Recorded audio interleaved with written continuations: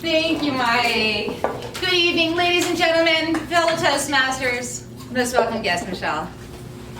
For most of my life, I didn't think of my family as dysfunctional. I thought my mother was just difficult.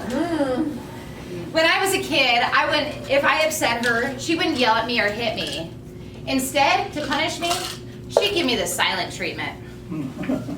She'd spoil my brother, welcome my dad home from work with a big, loving hug. But me, I was dead to her. When you're a little kid, no one tells you that's emotional abuse. Instead, what they tell you is, your mother loves you. She's doing the best she can. Go easy on her. So naturally, I grew up believing that I was the issue. I started to misbehave. I didn't have the tools to process what was happening to me at the time. I only knew how to react. If my mother was going to ignore me, then I would make myself impossible to be ignored. That didn't work out too well. My parents doubled down on my punishment. They medicated me, put me on tranquilizers, on mood stabilizers. I was a little kid. Sent me away to mental institutions. Finally, they sent me away to boarding school. Every step reinforced one message. Avalon, you're the problem. I carried that belief with me for years. Would you believe me if I told you that my abusive marriage to Dennis was the best thing to ever happen to me? In a lot of ways it was. It got me to hit that rock bottom, and I began to heal. I had an amazing therapist now, and I was starting to understand what was abuse, something that I had only ever understood as physical violence before that. The real wake-up call came when my folks came to visit this last holiday season. We were on the way out to dinner, heading to a restaurant.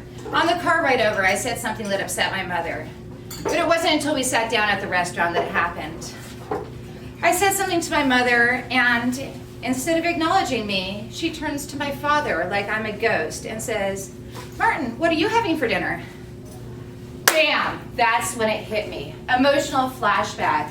I almost fell out of my chair, doubled over in pain. The physical sensation was exactly the same as if someone had punched me in the gut.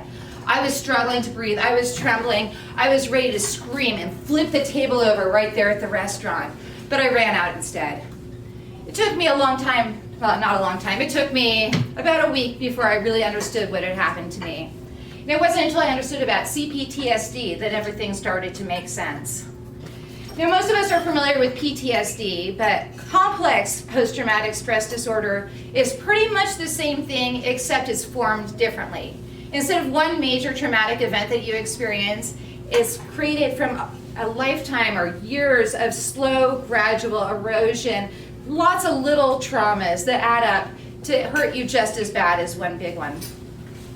And it's not just about the flashbacks. It's a life of chronic shame, trouble trusting, emotional outbursts, and the deep belief that you are the problem. And suddenly I began to see my childhood clearly. Think about this. A little baby bird cries out to his mother to be fed.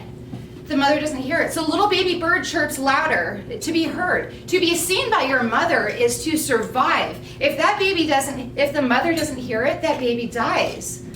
That's not a bad baby bird.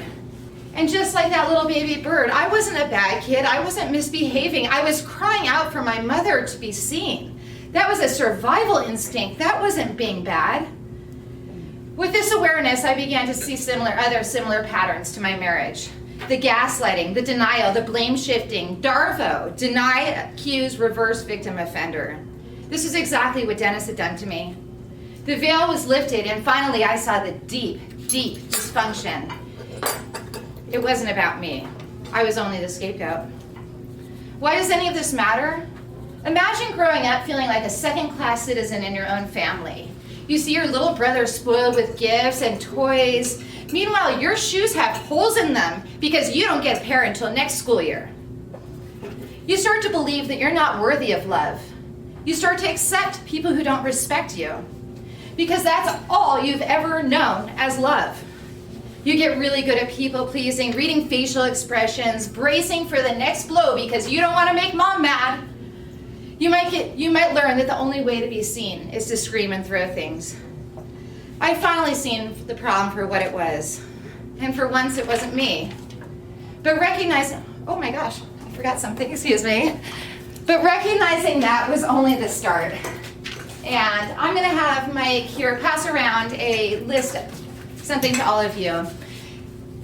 Hopefully, all of you had good enough parents, and you heard these things, and you can go home and take this list and throw it in the trash. But I know that a lot of you haven't. This might be something new to you. If any of what I've shared feels familiar, whether it's something you've lived, something you're still carrying, know this. You don't have to keep living the story that someone else wrote for you.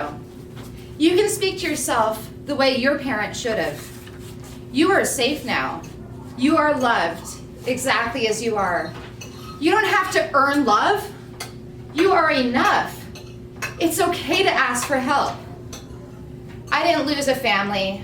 I found myself, and every day I get to show up for her, and every day I get to be the parent that I needed, and you can too.